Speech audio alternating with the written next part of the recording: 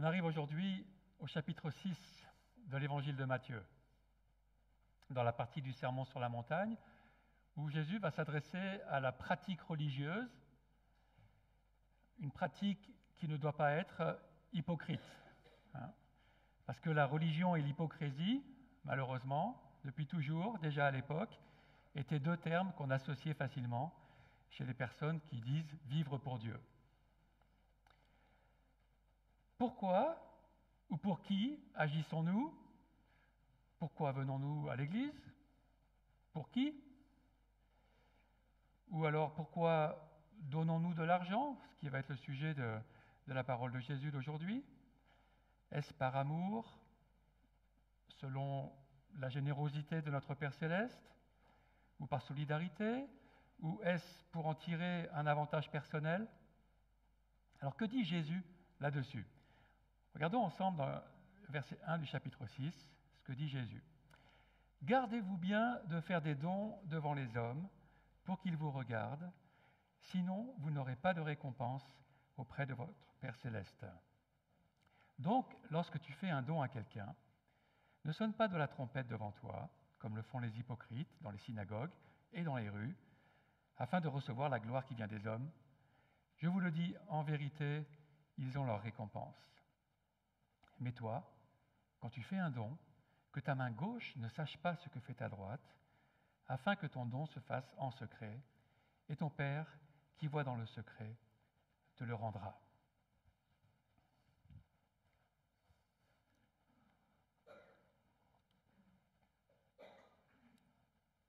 Ce passage s'inscrit dans une série de 3 exemples, dont c'est ici le premier, 3 exemples de la pratique religieuse, ou mieux, peut-être la pratique de la foi. Qu'est-ce qu'on fait? Dans les versets qui suivent, Jésus reprend 2 autres fois cette dernière phrase, « Ton Père qui voit dans le secret te le rendra ».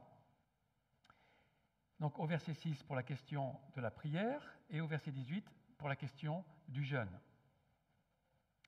Nous avons donc là 3 exemples de la vie du croyant que Jésus va développer, avec cette idée, quelles sont les motivations qui nous font agir dans l'Église? Le passage précédent, qu'on avait vu la dernière fois, nous avait exhorté à agir à partir de la base que nous sommes fils et filles de Dieu, fils et filles de notre Père Céleste.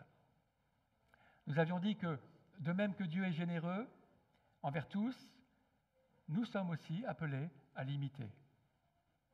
Que être parfait, comme disait le texte, comme notre Père Céleste, c'est d'aimer du même amour que le sien.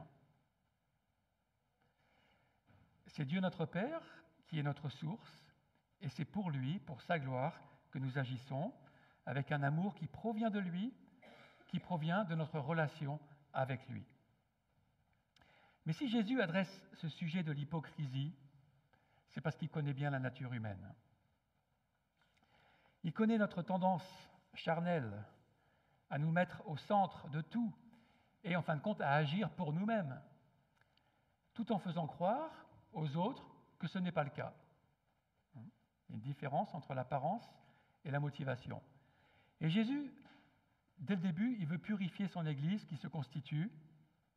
En dénonçant cette attitude, il appelle donc ses disciples, il nous appelle à agir avec de nouvelles motivations, avec l'amour du Père au centre. La qualité de cette relation avec le Père, à l'exemple que celle de Jésus, que Jésus a avec lui, cette qualité de relation devient notre référence et notre moteur. On apprend à la vivre nous-mêmes. Et ces paroles donc de Jésus vont droit au but, au verset 1, « Gardez-vous bien de faire des dons devant les hommes pour qu'ils vous regardent. Sinon, vous n'aurez pas de récompense auprès de votre Père Céleste. » Peut-être que votre version est légèrement différente et à la place du mot « don », vous avez le mot « justice » dans votre Bible. Comme certaines Bibles disent « Gardez-vous de pratiquer votre justice devant les gens » ou même un autre mot. Eh bien, c'est parce que les manuscrits qu'on a diffèrent sur ce mot. les manuscrits les plus anciens ont les deux mots. Donc, ce n'est pas facile de choisir lequel il faut mettre, don ou justice. Mais bien sûr, ils ne sont pas contradictoires. Et si donc la seconde 21, que j'utilise régulièrement pour notre série, a retenu ici le mot traduit par don, eh bien, je préfère quand même me ranger avec d'autres Bibles, comme la seconde 21 ou la Nouvelle Bible Second, qui ont retenu le mot justice, qui semble être l'original. Tu peux revenir à la précédente, ouais, voilà. Et donc le mot don, dans la seconde 21, aurait simplement été repris dans l'exemple qui suit, le verset suivant, qui parle du don.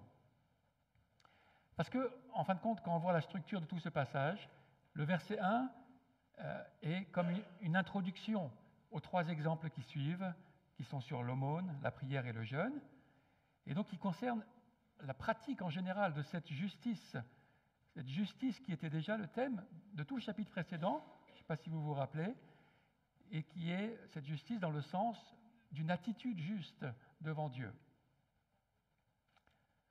Ce mot justice est d'ailleurs lui-même traduit différemment selon les versions, parce que c'est un mot complexe et qui contient plusieurs notions.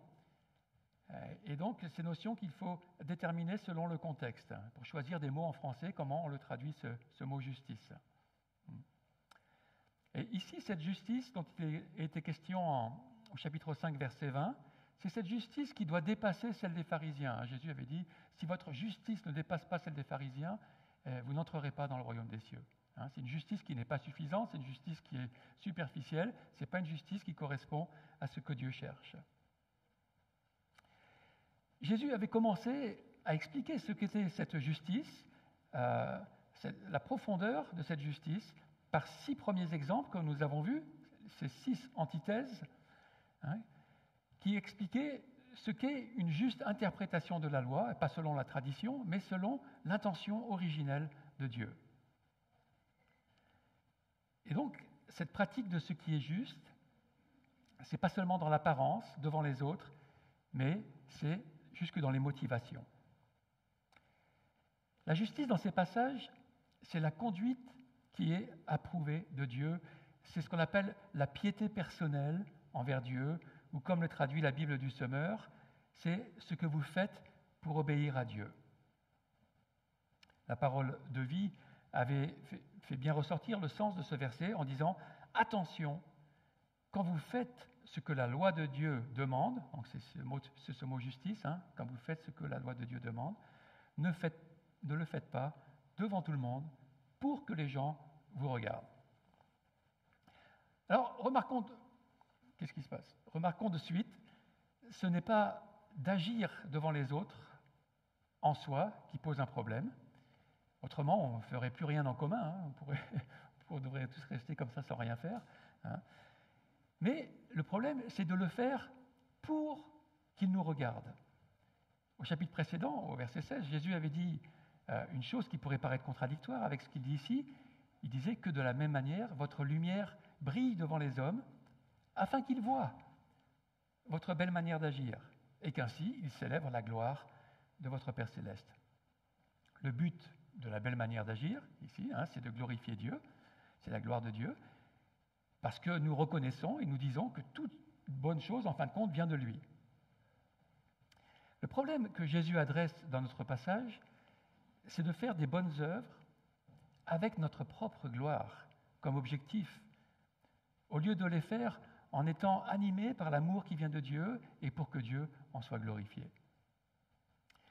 Là où ça se complique, c'est que c'est pas tout noir ou tout blanc, c'est que même en tant que chrétiens, nous qui désirons rendre gloire à Dieu, nous avons tous une partie de nous-mêmes, qu'on appelle la chair ou le vieil homme, qui cherche à récupérer la gloire pour elle-même. Dans tout ce que nous accomplissons, au lieu de rendre grâce à Dieu de nous en avoir rendu capables. On peut même être très religieux et dire qu'on le fait pour la gloire de Dieu, tout en secrètement tirant la gloire pour nous-mêmes. C'est en fin de compte faire les bonnes choses, mais avec une mauvaise motivation.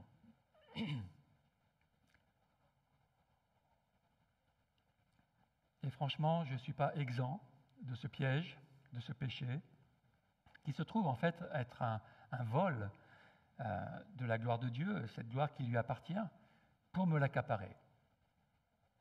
Et je pense que nous pouvons tous tomber dans ce piège, dans ce péché. C'est une des tentations dans lesquelles le diable essaye de nous faire tomber. Il se réjouit de nous voir nous glorifier nous-mêmes. Comme dans les exemples précédents, Jésus s'adresse donc au cœur du disciple, à ses motivations profondes, qui peuvent être donc différentes de l'attitude extérieure.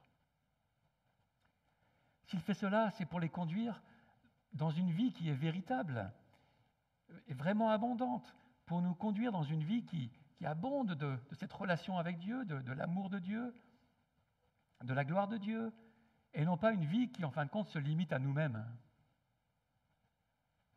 Et je crois que c'est à cela qu'il fait allusion dans notre passage de Matthieu 6,1, lorsqu'il dit « Sinon, vous n'aurez pas de récompense auprès de votre Père céleste. » Cette notion de récompense n'est pas nouvelle, elle était déjà dans les Béatitudes et aussi à la fin des Béatitudes, au début de son sermon. Et encore, dans le passage que nous avons vu la dernière fois, versets 46 et 47 du chapitre 5, Jésus disait que le genre d'amour auquel il appelle ses disciples méritait une récompense, que c'était un amour extraordinaire. Et c'est parce que cet amour n'est pas naturel, parce qu'il va au-delà de ce qui est normal pour l'être humain, qui est non régénéré par l'Esprit de Dieu. Alors, la récompense, elle n'est pas expliquée ici. Qu'est-ce que c'est ? Mais on voit qu'elle est en tout cas liée à Dieu. Il s'agit très probablement de son approbation, de la communion avec lui. Et cette récompense a lieu parce que nous agissons enfin comme ce pourquoi nous avons été créés, pleinement à l'image de Dieu et habités de son Esprit Saint. C'est une récompense qui peut commencer dès maintenant, avec par exemple la satisfaction d'agir d'une façon qui plaît à Dieu, mais là aussi et peut-être surtout une dimension future, lorsque Dieu fera le bilan de nos vies. Nous reviendrons sur cette notion de récompense, notion qui se trouve dans les 3 exemples que Jésus adresse ici. Ces 3 exemples de l'aumône, de la prière et du jeûne, qui sont justement des exemples. Ne sont pas exhaustifs de la façon de se conduire devant Dieu ou dans l'Église. Ils illustrent un principe qui est valable pour toutes les actions qui sont dites de l'exercice de la piété que nous commettons dans l'Église et hors de l'Église. Et dans les 3 exemples, la récompense est mise en parallèle avec la formule « Ton Père qui voit dans le secret te le rendra » au verset 4, au verset 6 et au verset 18. Jésus s'adresse ainsi à ceux qui sont entrés dans cette relation filiale avec le Père céleste. Comme nous l'avions dit par rapport à son utilisation de cette expression Père céleste en Matthieu 5,16, cette notion paternelle mise en avant montre une nouvelle dimension dans la relation avec Dieu, une dimension qui est devenue possible à travers Jésus-Christ. Jésus utilise plus d'une douzaine de fois cette expression Père céleste ou Père dans les cieux pour faire ressortir une vérité importante, celle de la paternité céleste de Dieu, c'est-à-dire une relation spirituelle, une paternité spirituelle, mais qui ne se limite pas parce qu'elle est esprit à ce qui est matériel. Tout vient quelque part de l'esprit à l'origine. Ça peut aussi inclure tout le corps et l'esprit. Et cette vérité importante, c'est celle de notre adoption dans la famille divine par son esprit qui vient en nous.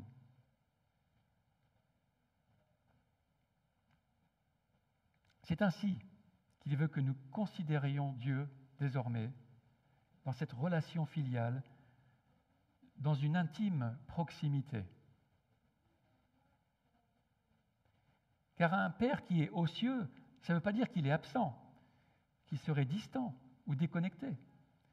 c'est plutôt qu'il agit dans une dimension supérieure, mais aussi une dimension qu'on pourrait appeler de parallèle.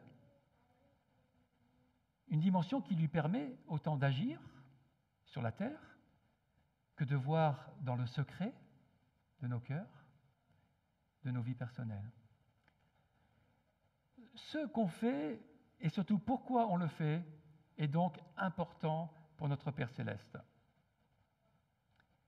En particulier lorsqu'il s'agit de la pratique de la piété, de l'obéissance à sa loi, donc représentée ici par l'aumône, la prière et le jeûne.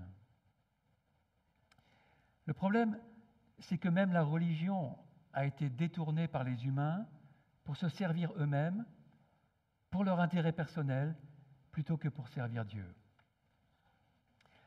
Ce n'est pas que Dieu ait besoin d'être servi, mais il aime une vraie relation avec nous, basée sur la reconnaissance de qui il est vraiment, qu'il est notre Père céleste, et pas en étant centré sur nous-mêmes.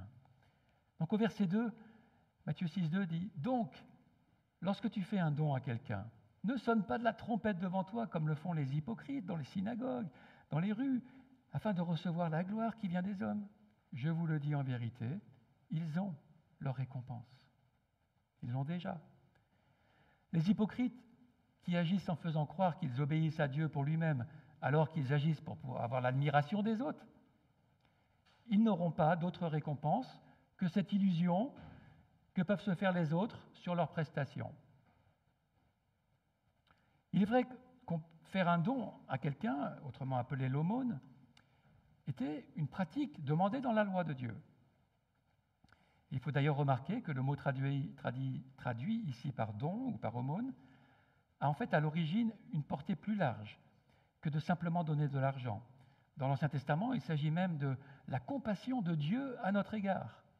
Et c'est donc un mot qui parle d'acte de compassion en général, d'une personne qui a des moyens envers une personne qui est dans le besoin par une aide pratique. Dans une société, à l'époque où il n'y avait pas d'aide apportée par les autorités envers les démunis, cette solidarité que Dieu demande était essentielle à leur survie. Ainsi, en Deutéronome 15, au verset 7, il est dit « S'il y a chez toi, parmi tes frères et dans l'une de tes villes, un pauvre dans le pays que l'Éternel ton Dieu te donne, tu n'endurciras pas ton cœur et tu ne fermeras pas ta main devant ton frère pauvre. »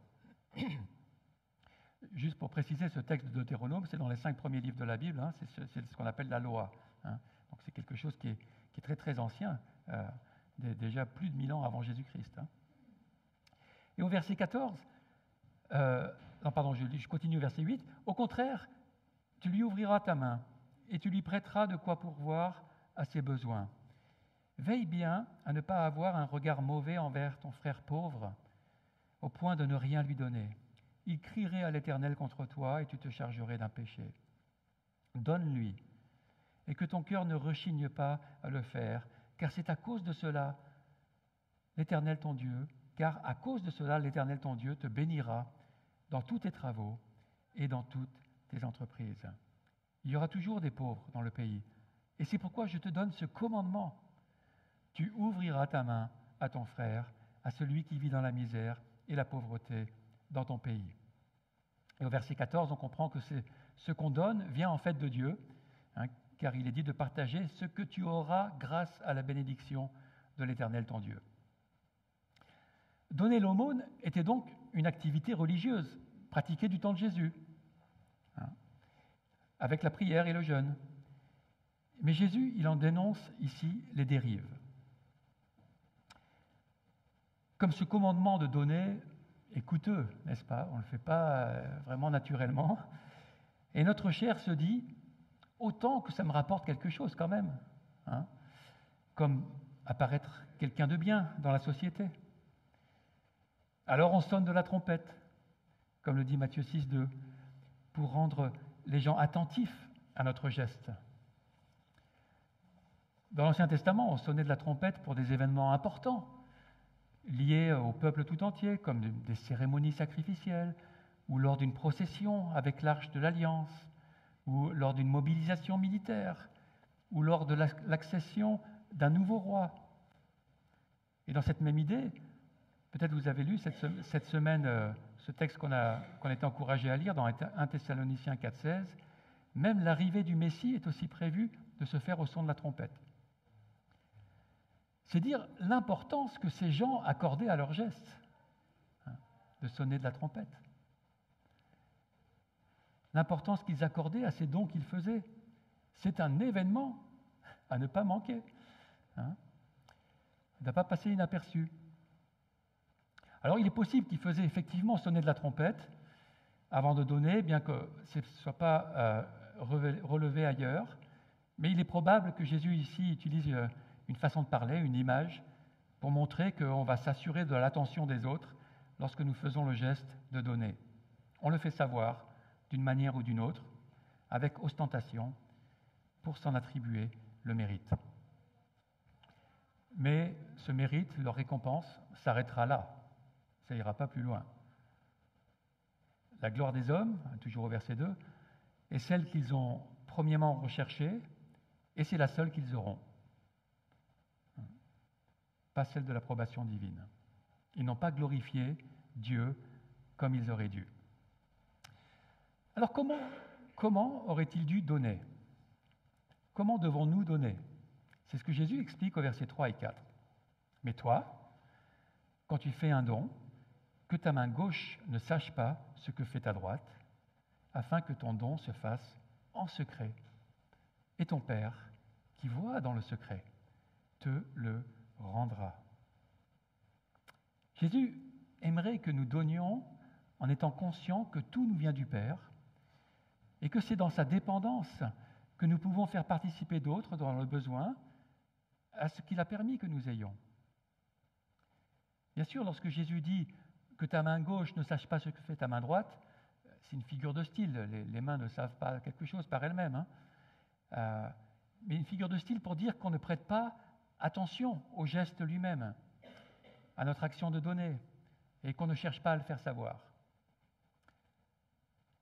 Aussi, ça a l'avantage que, en plus de le faire entre soi et Dieu, ça a l'avantage de moins embarrasser la personne qui le reçoit, car nous n'en faisons pas tout un plat devant les autres. Et c'est cette attitude-là qui plaît à Dieu, car elle s'inscrit dans notre amour pour lui et pour le prochain, car elle montre qu'on a confiance en lui pour l'avenir, qu'il va continuer à pourvoir à nos besoins, qu'il nous donnera encore des moyens de mettre en pratique son amour et de pouvoir donner. Le chrétien mûr n'attire pas l'attention sur lui-même, mais sur Dieu. Il ne cherche pas l'approbation des hommes, mais l'approbation de Dieu, qui se fait dans le secret du cœur. Et nous l'avons dit, elle se fera aussi sûrement à la fin des temps, lors du jugement de l'œuvre de chacun. Venons-en donc à cette question de la récompense. Il se peut aussi que lorsque Jésus dit que ton Père te le rendra, il s'agisse, au-delà de l'approbation du Père et de la communion avec lui, qui sont sans prix, de ce qu'on pourrait appeler un retour sur investissement à court ou moyen terme, même si la bonne action n'a pas en vue cette récompense. Déjà dans le texte de Deutéronome 15:10, vous avez peut-être remarqué, que nous avons vu tout à l'heure, il disait « Donne-lui à ton frère pauvre, car à cause de cela, l'Éternel, ton Dieu, te bénira dans tous tes travaux et dans toutes tes entreprises. » Il y a déjà là une récompense.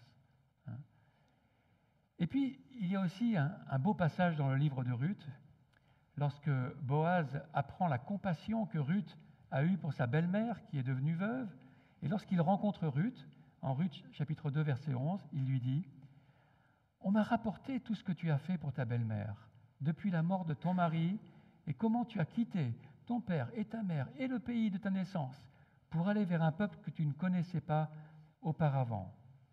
Que l'Éternel te rende ce que tu as fait et que ta récompense soit entière de la part de l'Éternel, le Dieu d'Israël, sous les ailes duquel tu es venu te réfugier. » Et sa récompense à Ruth sera effectivement multidimensionnelle.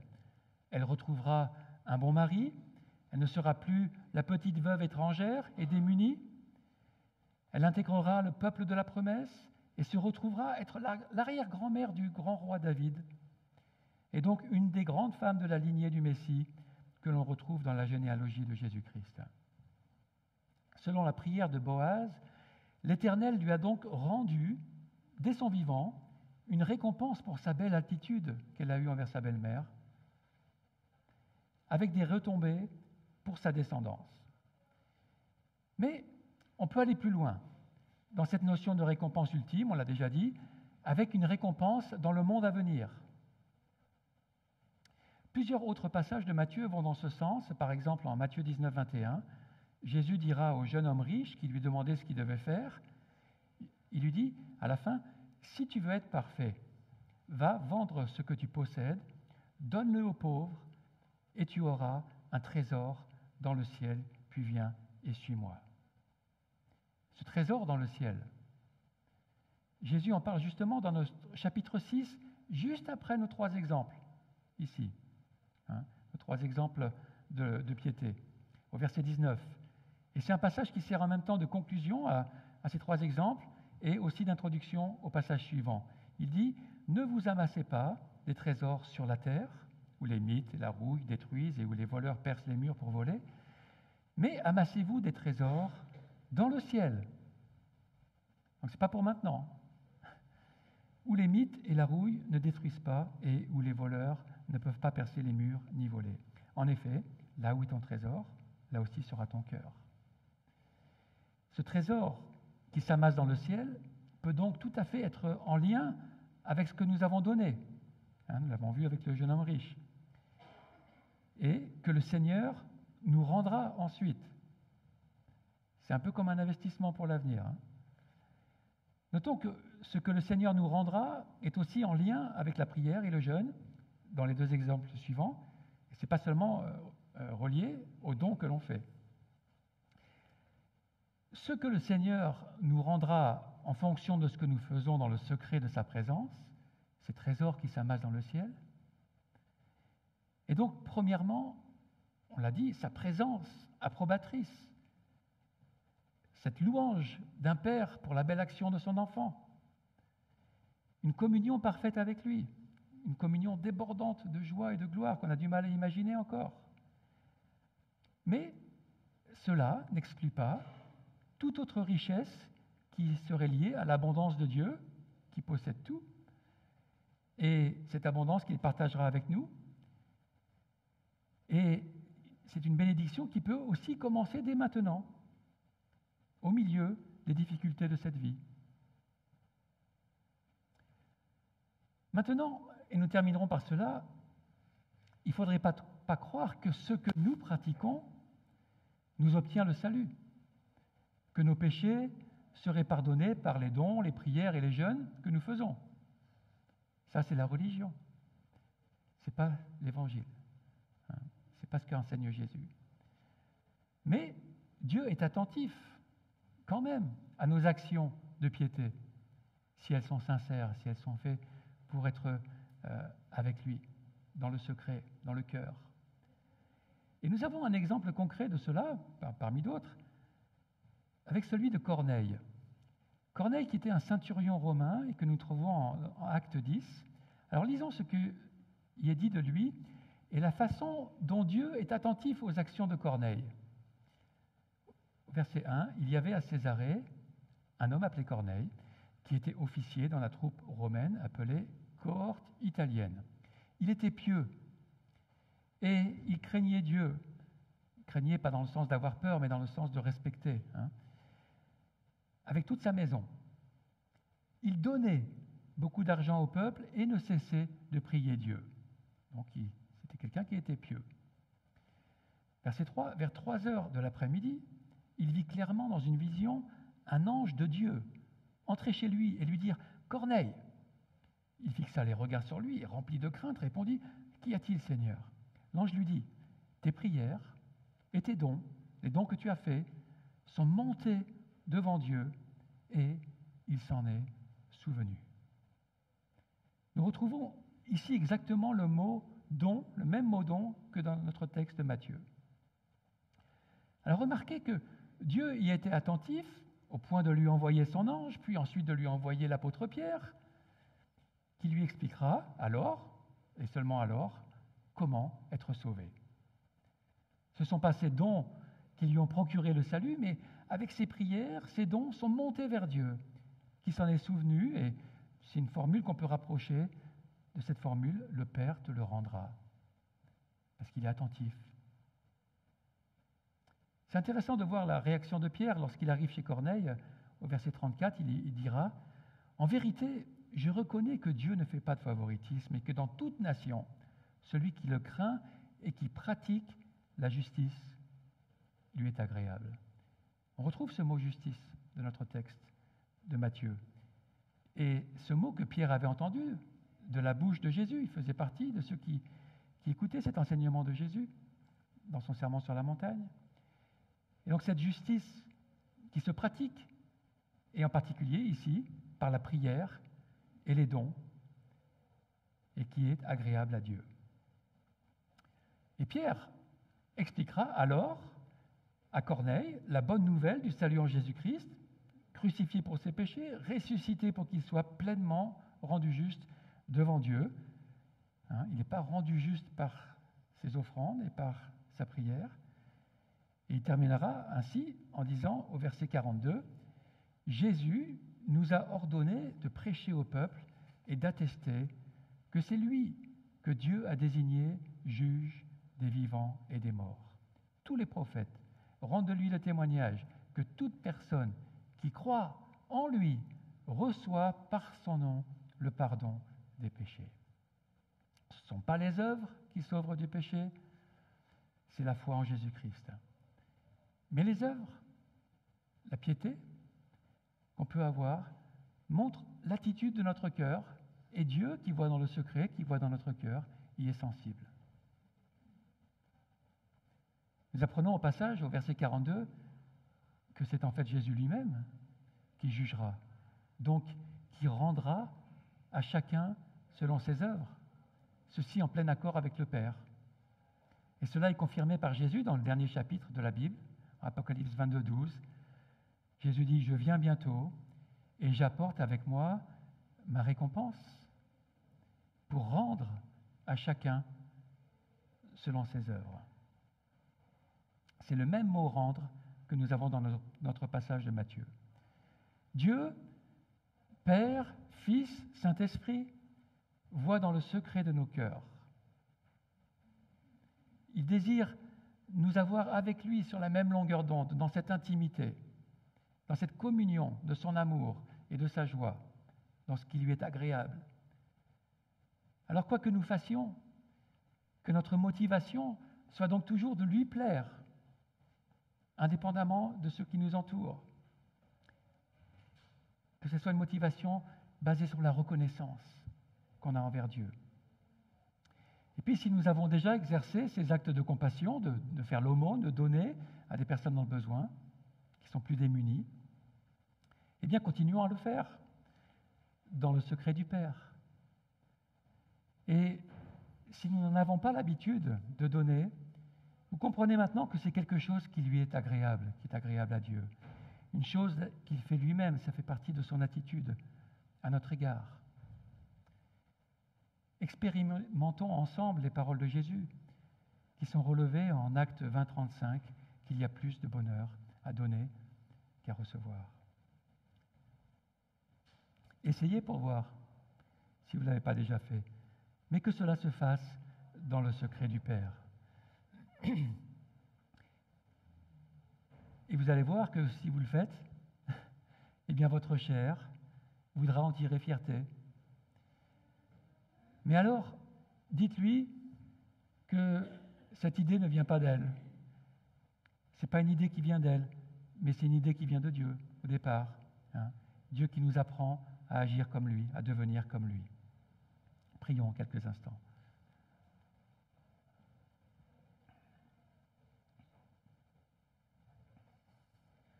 On veut voir, Seigneur Jésus, dans ce passage, un appel à cette proximité, à cette intimité que tu veux que nous ayons dans le secret du cœur, avec le Père, avec toi, par ton Esprit Saint. Que ce soit là notre motivation de rechercher ce qui t'est agréable. pas pour mériter quelque chose, mais parce que toi, tu nous y invites et parce que ton esprit nous pousse dans ce sens. Parce que c'est un appel à cette vie abondante, à cette communion avec toi. Merci pour ces exercices que tu nous dis de faire, Seigneur, qui ne sont pas que des exercices de donner à ceux qui sont dans le besoin, mais qui nous permettent de pouvoir le vivre dans ce secret, avec toi, entre toi et nous, entre toi et moi. Quel privilège, Seigneur, tu nous donnes de pouvoir avoir cette relation. Apprends-nous à la vivre pleinement et indépendamment de ce désir qu'on a toujours de vouloir tout centrer sur nous-mêmes. Apprends-nous à nous décentrer sur toi, à recevoir de toi pour donner de toi, par toi, pour toi, dans ta gloire. Au nom de Jésus. Amen.